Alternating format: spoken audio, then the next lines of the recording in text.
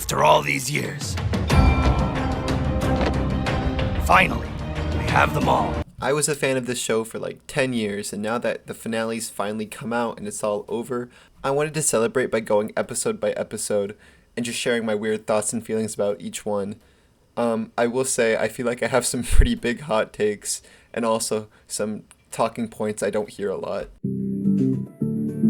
It's weird to watch this episode because everything is so different from the end of season 2. The art style is so season 1-y. OJ comes back from getting groceries. Apple sets Marsh on fire. If that happened towards the end of season 2, she would have gotten a whole song to sing about being burnt alive. Something that's always bothered me is that Balloon runs out from spray painting, and then right after, Balloon knocks on the door to come in, and it's implied he's been locked out all this time. Like, this happens back to back. I like to think that I'm not a nitpicky person, but it's just so distracting because it happens within 5 seconds of each other. My little gardenia Mephone crashes into the hotel, showing off the new Season 2 characters, and then they do slots to determine who's in Season 2 out of the Season 1 characters. I don't think they could have picked a better set of characters to get a second chance, with all these characters being the best this season than any other season. Besides, arguably, Apple really annoys me. I really like when OJ says, "Oh well, I don't really have a reason to be in Season 2. I mean, I did win Season 1, so obviously I don't need to be in Season 2. Something I agree with a lot. There's no reason for a winner to play again in a season, because any other season they play in is just going to be disappointing. But having his win in Season 1 play a part in Season 2 in a natural way, like having the eliminated Season 2 contestants stay at the hotel, it makes it feel like Season 1 mattered while letting Season 2 have space to become its own thing. They play around on an iceberg for a while, where Nickel, Baseball, and Suitcase form the clique. Click or clique? Click. And then they form teams. I like how the bright lights are a lot more colorful, while the Grand Slams are a lot more monochromatic. I know that probably isn't intentional, but I still think it's cool. Anyways, the bright lights lose and are put up for elimination. So far, it leans closer to comedic than the more dramatic tone that II is known for. Let's just get to the contest so I can cream these chumps and take the million. Wow, why is he saying that? Everyone knows the mean characters get out first. Girl. Well, let's change that. I'm Microphone. As you can see, I am a microphone. And you must be Paintbrush and Lightbulb. Wow, how did she know that? These next 2 episodes are really forgettable, so I'll sum them up real quick. Meepad is introduced, a Gary stew done right, Lightbulb gets more good lines. I love that oatmeal-y raisiny taste. I think it's the voice actor. The voice actor is just really charming. Fan finds out Egg on Mars, and Double Trouble get eliminated. You gotta do the cooking by the book. We start this episode with Knife completing his character arc of no longer being a 1950s housewife to Trophy. Something, Dora, blackmail, it gets sorted out pretty fast. And this is really most of all of what he does this season, which is kind of a problem because he makes it pretty far. Well, we'll get to it later. Trophy is then eliminated, which actually has me raise a question. How much do you think the writers are thinking about who will be voted off next when writing an episode? Because it's up to the viewers who gets voted off. I wonder how often the writers are just screwed when a character gets eliminated that they don't want off. Like in Trophy's case, Lightbulb states in the very first episode that, Wow, why is he saying that? Everyone knows the mean characters get out first. I don't know, Trophy felt like he was going to do more. I wonder if they were hoping that Box, the literal Box, was going to give them a buffer so they could spend 1 or 2 more episodes on the knife plot. I would love to have any of the writers talk about what it was like for writing a show with this type of format. Anyways, they do a baking competition, and whoa, watch out Lightbulb. Soap, the resident, Neat freak. steps up as a team leader, and she's slowly becoming one of my favorite characters. Can we have a proper cookbook, please? Yeah, and would you like a 5-star chef to go with that? Yeah, that sounds wonderful. Well, you can't. You! I got this grater. Now where do we get the cheese? You're looking at it. Oh, come on, guys. That's not a great idea. Get it? Get him. I like my characters salty. They bake pizza, and Lightbulb makes a bomb cookie pizza, which obviously wins. I mean, look at that thing. I'll make the cookie pizza IRL if I get 50 likes. I remember really liking watching the Inanimate Insanity secret video. They're just full of small facts about the show. Like, Lightbulb used to be a boy, but now she's a girl. I really liked looking at the beta characters. I felt really proud of myself when I could point and recognize the reject contestants from episode 12. They start off the episode clearing up that Bo is dead forever. It's fun that Fan can act as a written-in audience mouthpiece. And Marshmallow gets all bent out about Bo being dead. Mephone tries to find a replacement for Bo, so he creates Doe. Doe is really funny at the time, and that's all he needed to be. They battle in soccer to find out who gets Doe on the team. The Bright Lights lose hard. Soap makes a ship that makes me uncomfortable. Okay, that time was on purpose. So was the last time. Idiot! Aw, it's cute when they argue. You are my taku. Doe gets eaten. I always imagined he was cookie dough, but now I'm realizing he very much could be pizza dough. During the pep talk scene, the scene got cut like this. Calm down, Paper. Let's win this challenge the bright way. And that made me really curious, so I watched someone else's reaction from like 10 years ago. And apparently the scene used to play like this. Calm down, Paper. If we put our minds to it, we can accomplish anything. Yeah! Act like Spaz is on the way. So let's win this challenge the bright way. I assume it got cut because it used that word. The best dynamic on the show is created. They so easily could have made Fan and Test Tube the same character, just falling under the nerd category. But I love that they both get to exist being nerds in different senses of the word. The best way to describe it is that Test Tube is a nerd and Fan is a geek. Then we go to the opening and... Suitcase, are you okay? Just dissociating a little? Oh, okay.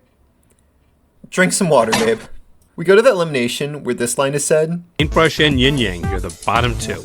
I wonder who's gonna go. You know the viewers just love the new characters. That line always made me feel bad. This is the 5th new character voted off in a row.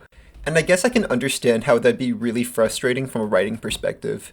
I know it's not that serious, but I feel like if someone wrote that in, there must have been a little in real life frustration over it. Anyways, they go into the mansion and mess around. Marsh finds out that Bo is a ghost who's trapped there. Bo proves why she's in the top 3. Well, you know, I kind of put you in a box, made you turn evil, and made you kill yourself.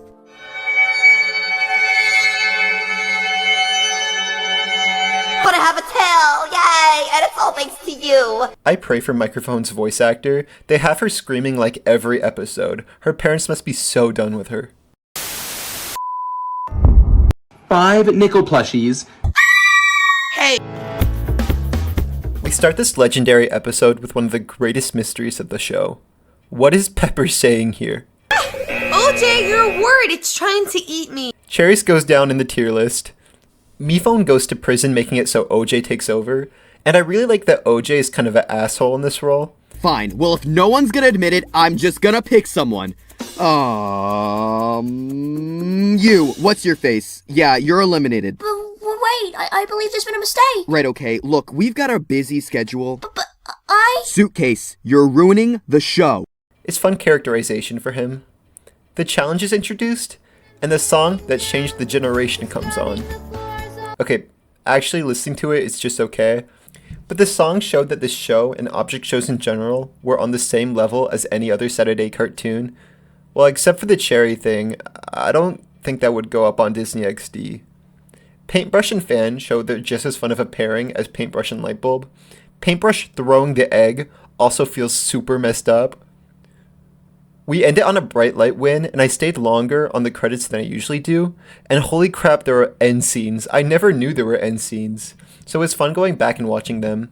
They weren't like jaw-dropping, but there's something about seeing new scenes from an old cartoon you always watched. Like, they were always there, and only now am I discovering them.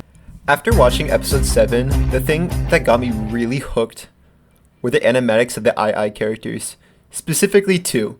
The Test Tube Portal 2 song, and a man's gotta do what a man's gotta do. They're really good. Shout out to Soapy Soap. Their Be More Chill songs with Taco and Microphone kept me sane between the wait from episode 14 and 15. Microphone and Cheesy get into beef, but here, just listen. Mike, I've just experienced the most horrible thing! It was a monstrosity! What? What was it? Your personality!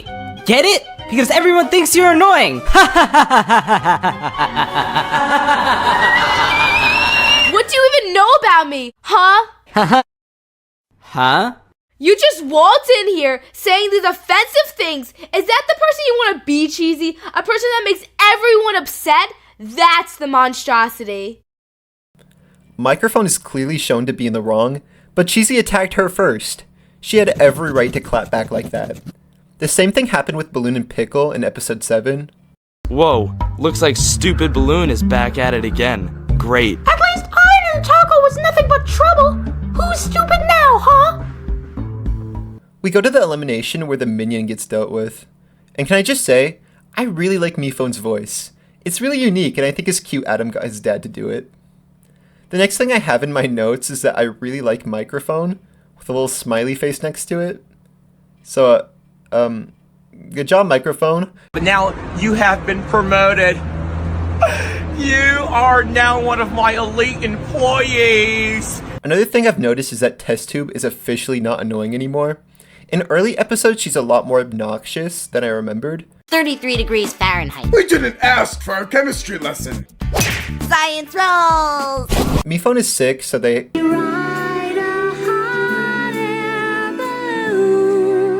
I really like the settled character moment for Suitcase. Hey, someone should grab that cure for Mephone. Maybe Suitcase. Huh, what? Who said that? It sounded like a good idea. It did. Wait, what? I hate the Mary Sue allegations she got. I think the writers were just self-aware enough when writing her to avoid that, though. This is around when her arc actually starts after stealing something from Spencer's for the first time. Cobbs tries to take Egg, and I love how quickly the other members of the Bright Lights defend him. He said no. Yeah, stop getting all creepy. Soap's voice actor eats some more. You! Me? And Toilet and Meatpad reconcile, and I'm not much for lovey-dovey moments, but this one makes me really happy. Toilet, you are leading us to imminent death. I must ask why. Because I want to be the good assistant. You always get the spotlight and I get the hogwash. I'm sorry you feel that way, but my intention is to assist Mephone 4, and I thought that was yours too. Well, it is sport. I do not intend on being superior to you at all. I consider us equals. We both serve a different purpose is all. Oh. It's weird. I remember not liking this episode when I first watched it. The only thing I liked was this moment. Oh no, he's gone. Who did that? I bet it was that soap girl, always looking for trouble. But this is great. It's probably the best episode we've gotten so far. I think the writers are really starting to get a grasp on the characters. It also probably helps that they have to balance a lot less characters now. It means no worries. Oh my god, stop drawing their feet like that. It's freaky.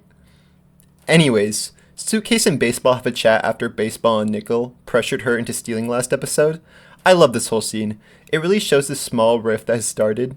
Like, the expressions are so good. Then we get a Balloon and OJ scene, and I feel like at this point, they've gotten really good at writing dramatic and emotional scenes. Because it's you guys. We collected lemons. We stood on a cliff.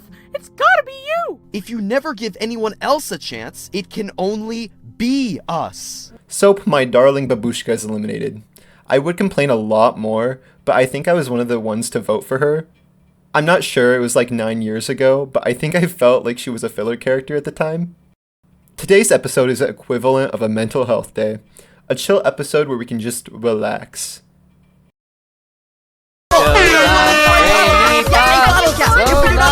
And what's that?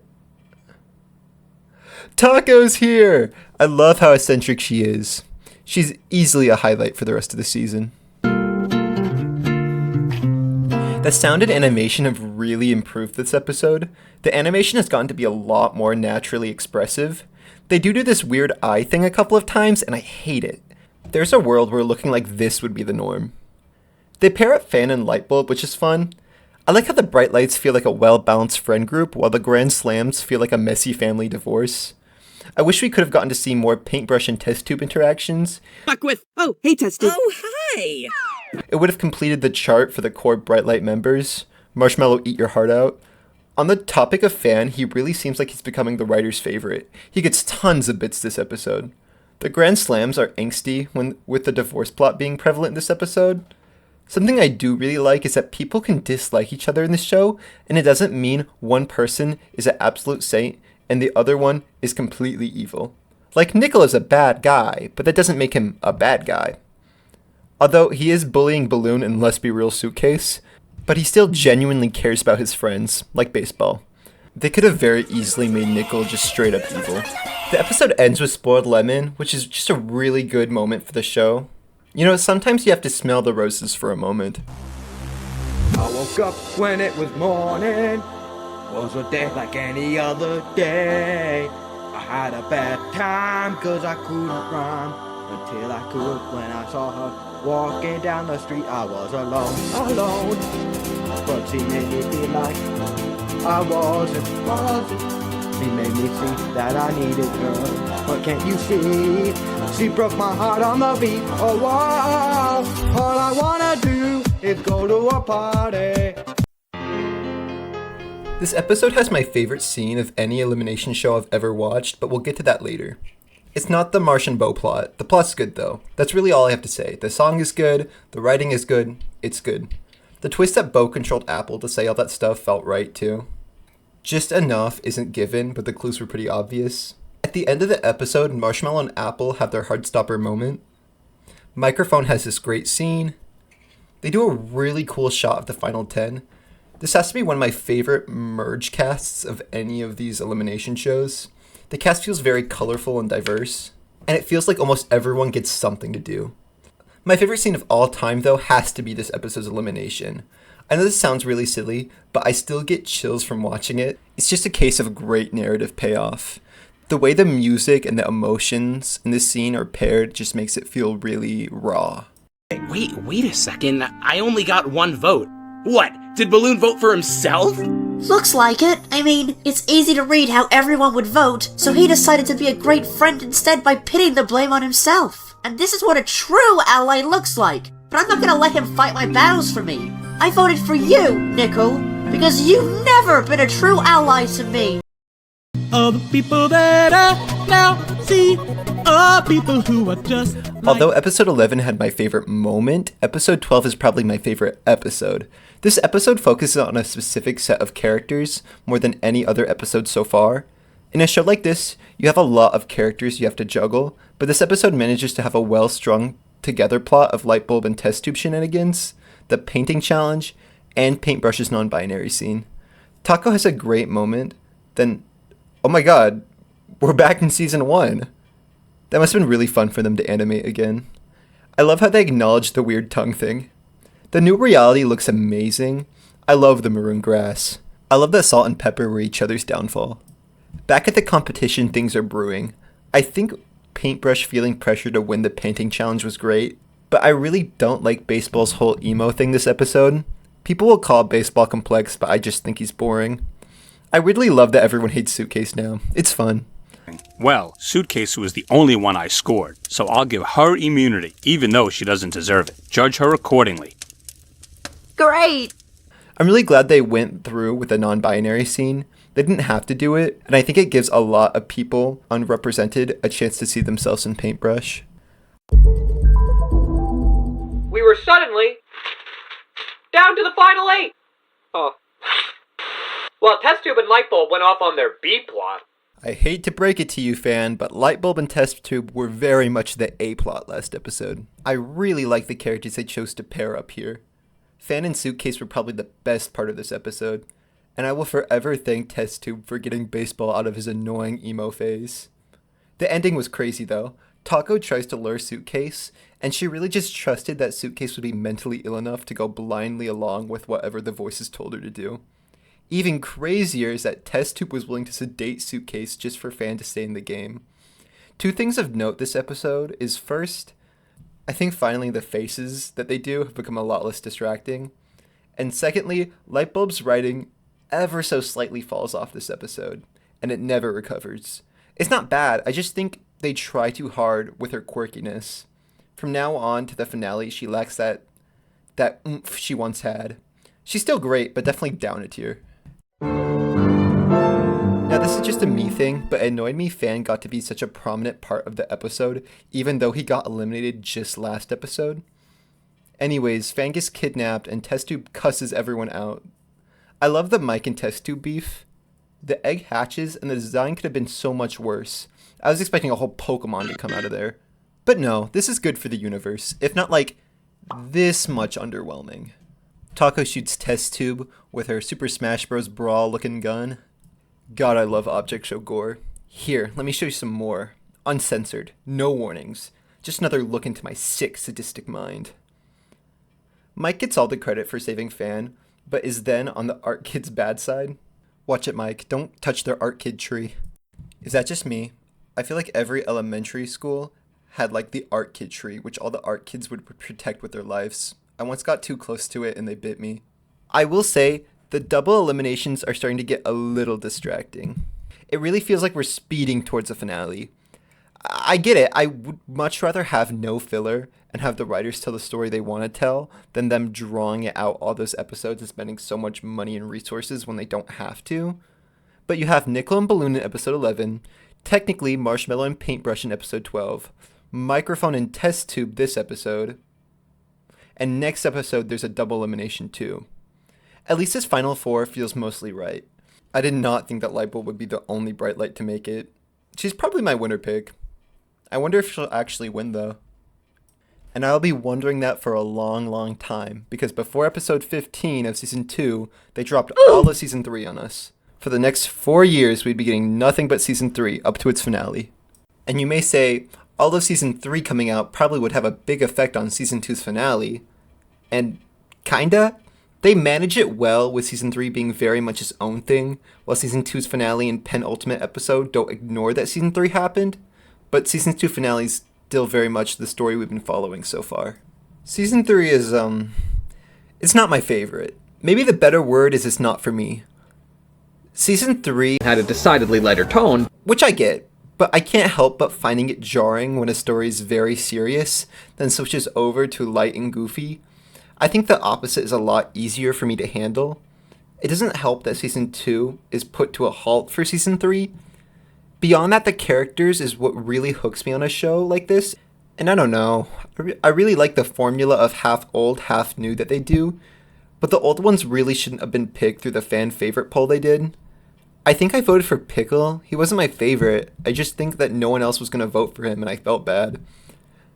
They picked the top characters minus the ones that were still relevant to season 2 and landed with these characters.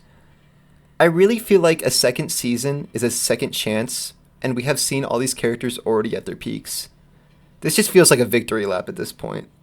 I think the way better alternative was to pick out season 1 and season 2 characters with untapped potential. Here, I made a list. Trophy and Cheesy. Apparently people really like their dynamic from like a comic or something. I think they both need more screen time to develop. Soap. An obvious choice. She could have done so much more if she only had time. Salt and Pepper.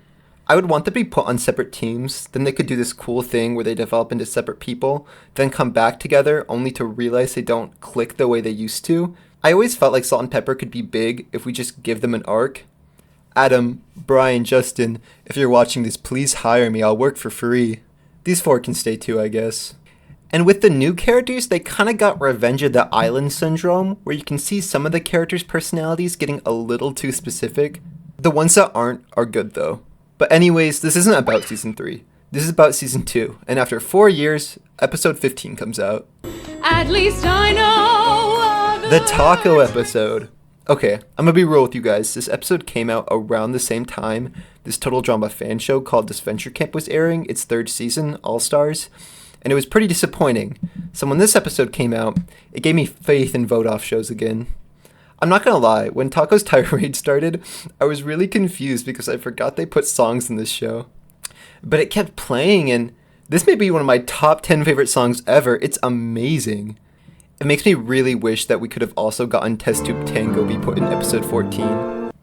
Something I noticed is that Suitcase's voice actor really struggles with her voice this episode. I think it's just the long time skip and probably puberty. Last bit of drama? Are you forgetting about the aliens Test Tube said she saw?